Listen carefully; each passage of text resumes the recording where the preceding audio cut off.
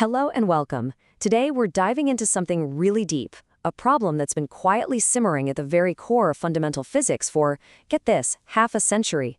And we're going to explore a radical new idea that suggests, maybe, just maybe, we've been looking for answers in all the wrong places.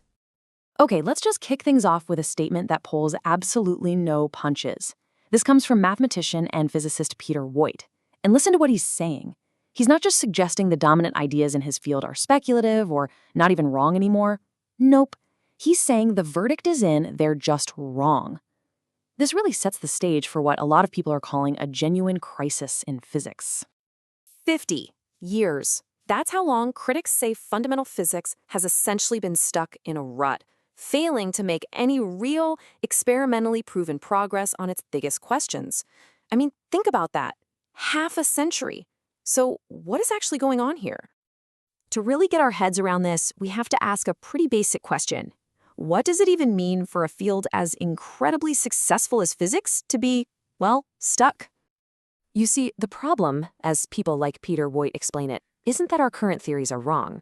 Actually, it's the opposite. The standard model of particle physics is one of the most successful theories in the history of science. Seriously, no experiment has ever contradicted it. The real issue is that we know it's incomplete. It doesn't include gravity, for one, and it has this long list of numbers that just seem totally arbitrary. We have to plug them in by hand. And the search for what comes next, well, that's where we've hit a giant brick wall. Now, physicist Sabine Hossenfelder, she frames it a little differently. She actually avoids the word crisis, because a crisis implies something's about to happen, a turning point. Instead, she calls it stagnation. And she argues that's actually worse. It's the feeling of being on a treadmill. Yeah, there's a ton of activity, tons of papers being published, but when it comes to the biggest questions, the field just isn't going anywhere. And all this stagnation has led to this really weird situation. It's one that Peter Witten famously wrote a whole book about. The most popular theories being worked on, they aren't just wrong, they're not even wrong, which means you can't even prove them false. I mean, just take a look at the leading ideas that are supposed to replace the standard model, things like supersymmetry and string theory. They come with a lot of theoretical baggage. Supersymmetry literally doubles the number of particles we know by giving every single one a superpartner, none of which, by the way, have ever been found. And then string theory needs extra spatial dimensions that we have zero evidence for. And it leads to this so-called landscape of 10 to the power of 500 possible universes. I mean, how do you even begin to make a testable prediction for our universe out of that? So, you start to see the core strategy that's been used for the last 50 years, right? Take our successful theories and just embed them into bigger, more complicated mathematical frameworks. But then, to make these new ideas match reality, theorists have to invent all these elaborate excuses for why we don't see all the new stuff. The extra dimensions are just too small to see, or the superpartners are too heavy to create. The theories end up becoming so flexible that you can't actually prove them wrong. Sabine Hossenfelder, she puts it so bluntly.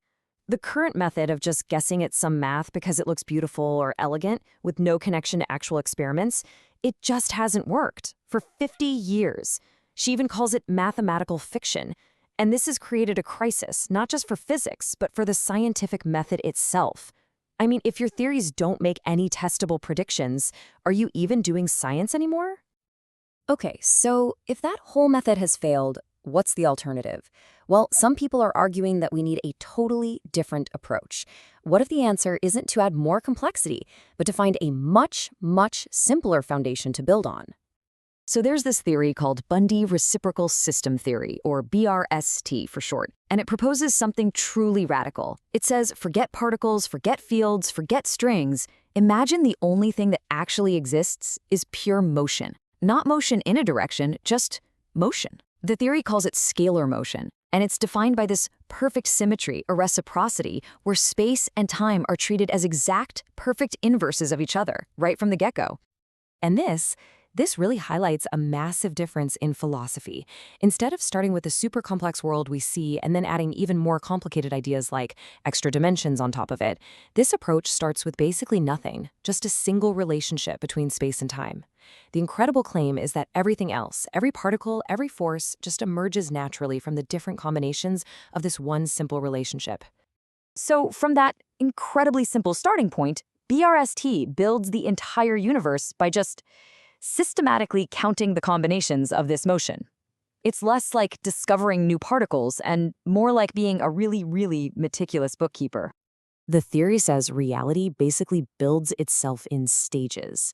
It starts with this simple, unmeasurable expansion, the monad. But as soon as you have 2 points of reference, a relationship emerges. That's the dyad, the first real, measurable unit of reality. And from there, you just keep building more complex combinations, which the theory claims map directly onto the particles we already know. First the force-carrying particles, and then the matter particles. And just look at the ledger for the absolute simplest unit of motion. The theory accounts for everything. You've got phases where space oscillates while time expands, and the reverse. But, and this is so important, it also includes a contraction term. This is the inward part of the motion that usually just gets ignored. By tracking every single component, the books are always perfectly balanced at the end of one cycle. And this precise, almost obsessive accounting system, well, it claims to do something absolutely extraordinary. Solve one of the deepest, most confusing mysteries in the history of physics. For 100 years, quantum mechanics has forced us to ask this really bizarre question. And honestly, the standard answer is even more bizarre. According to quantum mechanics, before you measure a particle, it doesn't have a definite location. It's just this fuzzy cloud of probabilities, a superposition of all the places it could be. Then, the instant you look at it, that whole cloud of possibilities mysteriously collapses into one single real spot. The theory gives us no clue how or why this happens. It's the famous measurement problem. But BRS gives us a completely different picture. It says a particle isn't some fuzzy cloud of probability, it's a precise, continuous ledger of actions, of outward pulses and inward pulses of space and time. And because every single part of the cycle is always accounted for in that ledger, the system is always in a definite state. The whole idea of a mysterious collapse from some undefined state, it just never even comes up. The problem vanishes. Now, this is all possible because of a brand new concept, inward time. It's easy for us to picture space pulsing in and out, right? Like a ripple. Bier's-T says, well, time does the exact same thing. Think about the little escapement wheel inside a clock. That backtick is a real physical action, and it's absolutely essential for the forward motion of the hands we see. The theory argues that standard physics only ever watches the clock hands, while Bier's-T's ledger records every single tick, back and forth, making sure the books are always balanced. So, what we've seen here are two profoundly different ways to try and understand our universe. One path that has been the dominant one for 50 years, and another that suggests maybe we need to just start all over again. For half a century, the main strategy has been to build bigger, more mathematically beautiful structures on top of the theories we already have, hoping we'll stumble on a theory of everything. But that path has led us to ideas that, right now, are completely disconnected from anything we can actually test in an experiment. BRST is this provocative counterproposal. It suggests that the deepest secrets of the universe aren't hiding out there in extra dimensions or in some giant zoo of particles we can't see. Maybe, just maybe, they're found in the simplest relationship of all, that reciprocal dance between space and time. Could the real answer lie not in adding more, but in starting over with less? That's the big question this new theory puts on the table.